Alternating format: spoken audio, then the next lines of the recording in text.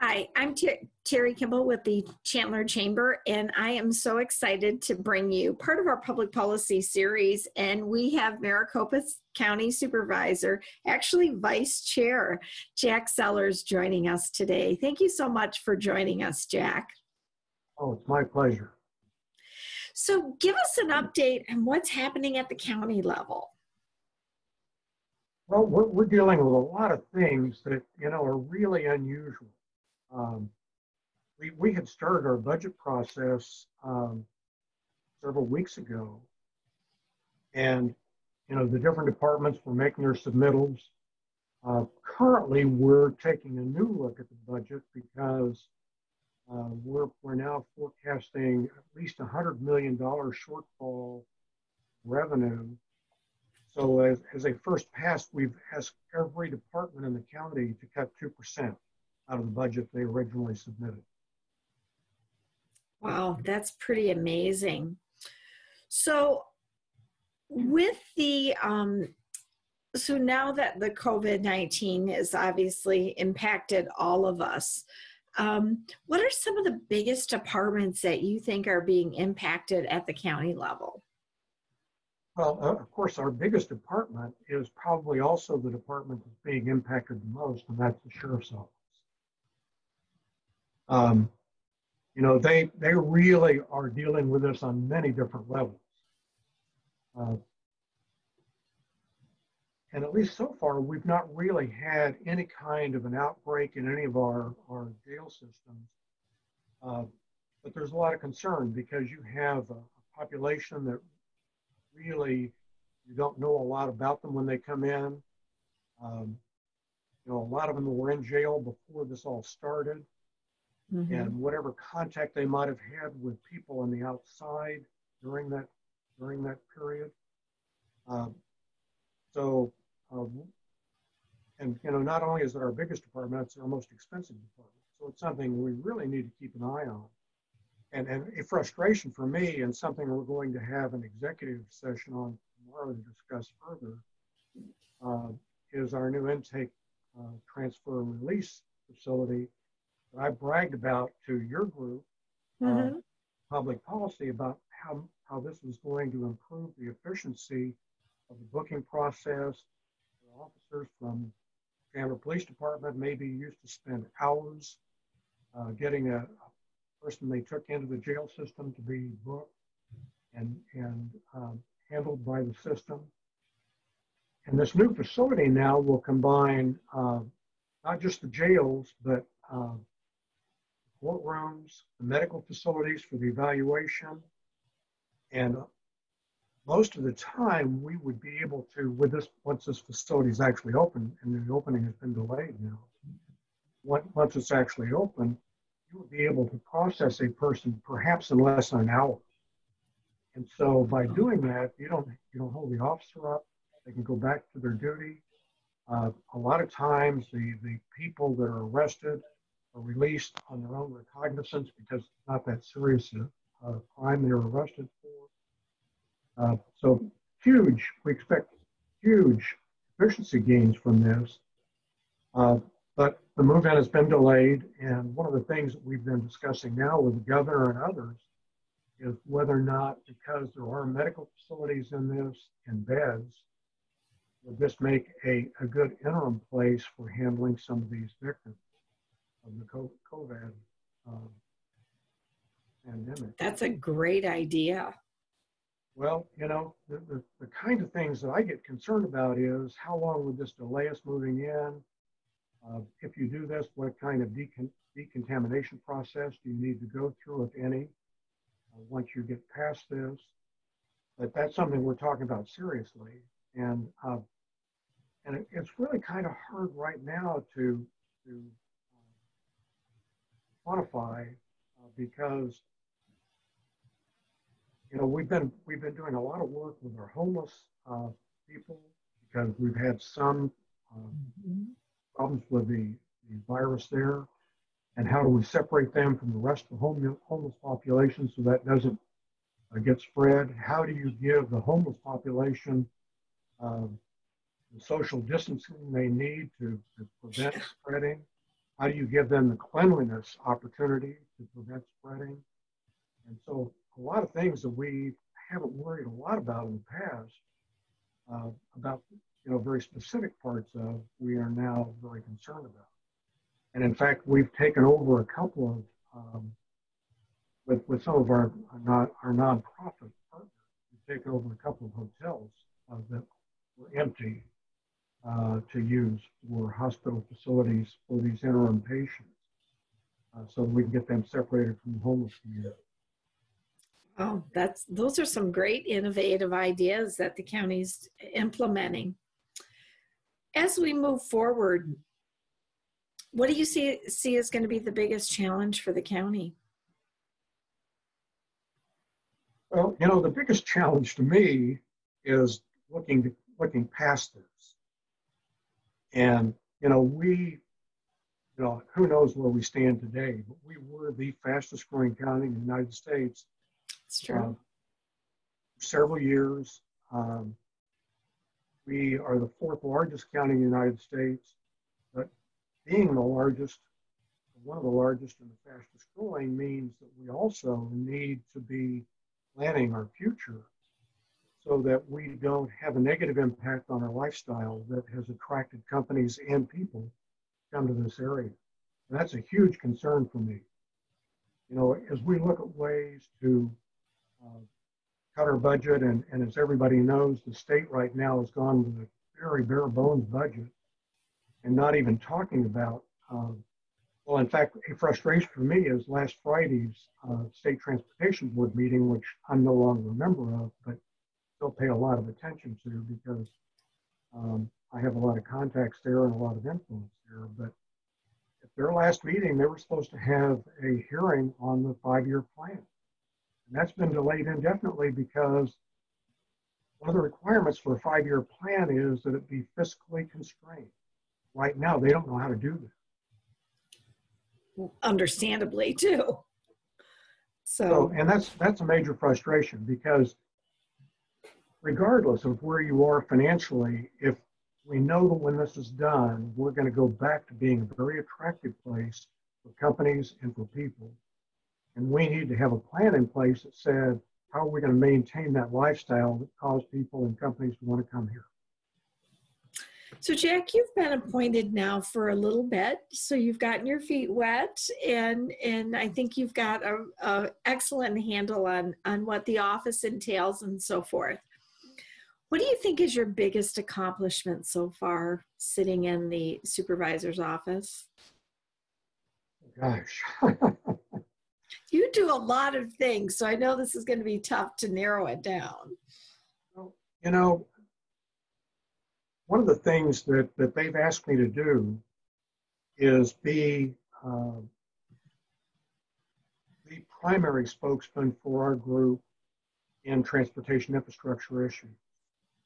And I felt that we were really making some significant progress in that arena until all this other confusion came onto the scene. But the other thing that I'm working very closely with a lot of people on, including Bill Gates, who was our former chairman last year, or was our chairman last year, is how do we make this region into a smart region? And, not only have I been involved with a lot of people here locally and working to try to ensure that we're doing the right things to get us there, that I have a lot of international contacts as well that are working in the same kind of that environment. And so we're sharing ideas and talking a lot. But again, I guess part of what you're hearing from me right now is frustration, because I feel like everything that we really had going for us has at least been delayed now for the time being. But I really don't want us to quit thinking in those terms. The changes that are happening in transportation intelligence right now is going to be a huge advantage for us. in so many ways, but primarily because of the improved safety.